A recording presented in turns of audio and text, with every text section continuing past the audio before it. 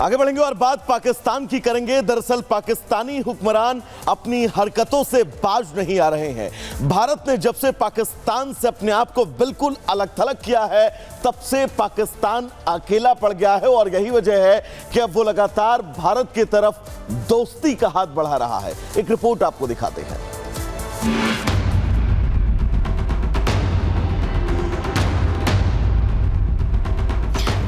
दोस्ती का हाथ बढ़ाना, फिर पीठ में छुरा घोंपना, ये नापाक करतूत पाकिस्तान की आदत बन बैठी है। लेकिन मोदी ने सत्ता में आने के बाद पाक को मौके दिए तो उसने धोखे दिए, मगर फिर भारत ने ऐसे सबक सिखाए कि अब दुनिया में मुंह दिखाने लायक नहीं बचा पाकिस्तान। इसने पहले कौन से अच्छे काम कर दिए जो ये काम करेगा। मुल्क का हाल देख रही हैं जो हो रहा है मुल्क में। पाकिस्तानी होना हमारे लिए बहुत शर्म की बात है।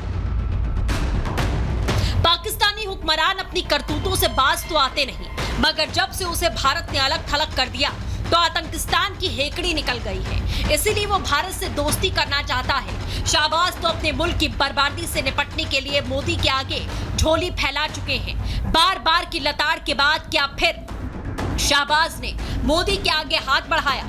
समिट के लिए पीएम मोदी को न्योता दिया। 15-16 अक्टूबर को इस्लामाबाद बुलाया।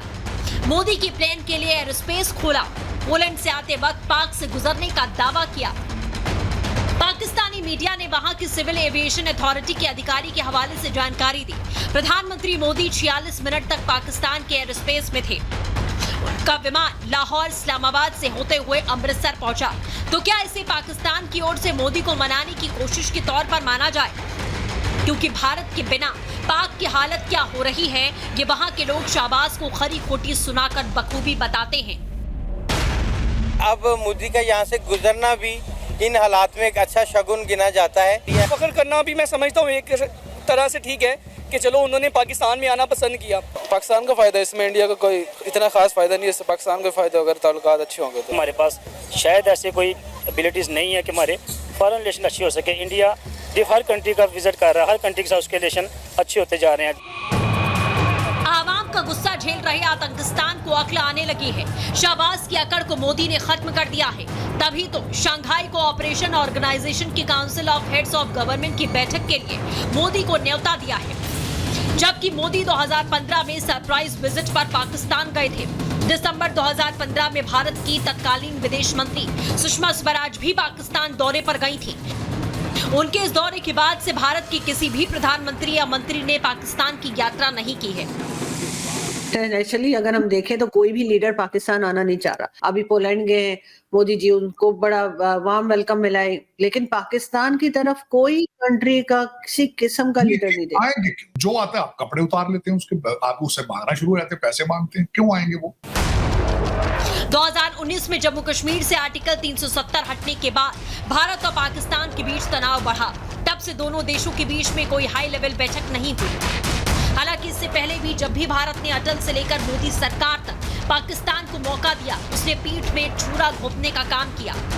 मुंबई अटैक, उरी से लेकर पुलवामा वही जख्म है जिनका हिसाब तो पाकिस्तान को देना होगा। Bureau report, Republic Bharat. और आपको बता दें, अमेरिका और भारत के बीच रक्षा क्षेत्र में बड़ी डील हुई है। रक्षा मंत्री राजनाथ सिंह ने अमेरिकी डिफेंस मिनिस्टर लॉयड ऑस्टिन से मीटिंग की और कई समझौतों पर हस्ताक्षर हुए। क्या कुछ हुआ है, आइए आपको दिखाते हैं।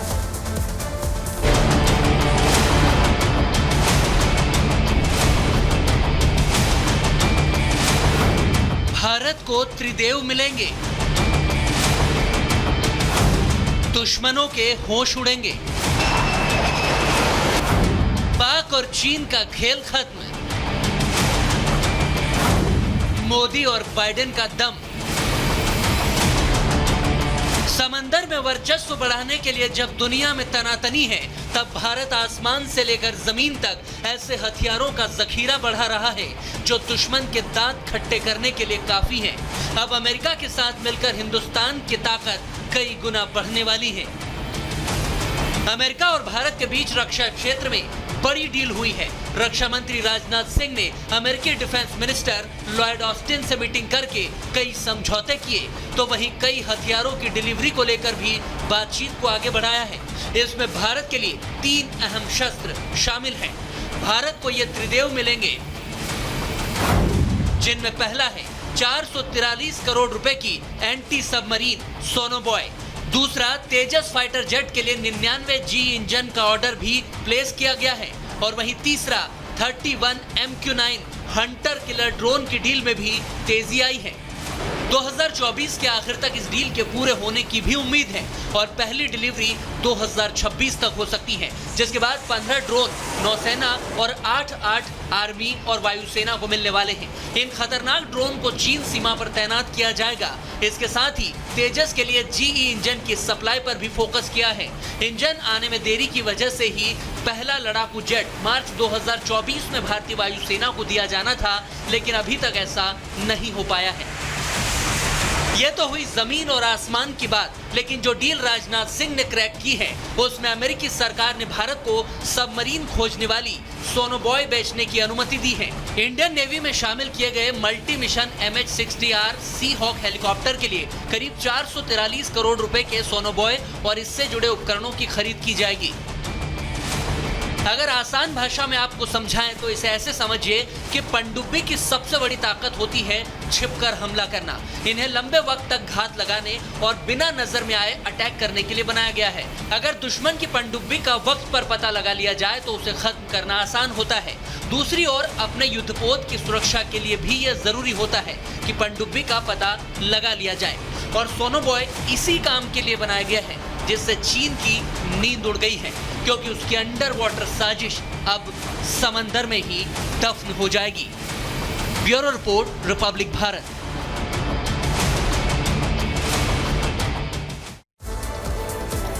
तो चलिए अब भारत के डिटेक्टिव सोनोबॉय की अगर बात करें तो दरअसल सोनोबॉय एक पोर्टेबल सोनार सिस्टम है और इस सिस्टम से ही इसको और ज्यादा मजबूती मिलती है, और यही वजह है कि इससे पनडुब्बियों का बहुत आसानी के साथ आप पता लगा सकते हैं, यानी कि कौन सी पनडुब्बी समुद्र में कहां है। विमान, हेलीकॉप्टर, युद्धपोत से इसे पानी के अंदर प्रवेश करवाया जाता है, जो दुश्मनों की सबमरीन का बहुत आसानी से पता लगा सकता है और उसके बाद उस पर एक्शन।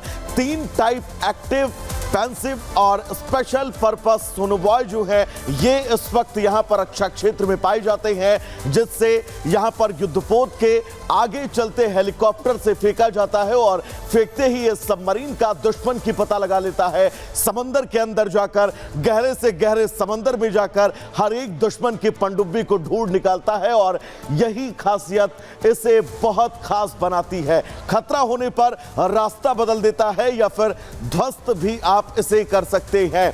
MH-16R सी हॉक हेलीकॉप्टर की ताकत भी साथ ही बढ़ेगी। ये बड़ी अपडेट हम आपको दे दें, हिंद महासागर में चीन और पाकिस्तान से निपटने में अब भारत पूरी तरह से कारगर होने वाला है, यानी कि इस रक्षा समझौते से भारत को रक्षा क्षेत्र में कितनी ज्यादा मजबूती मिलेगी वो आप बहुत आसानी से समझ गए होंगे। अब आगे बढ़ेंगे और बात 2 मिनट में भारत की करेंगे।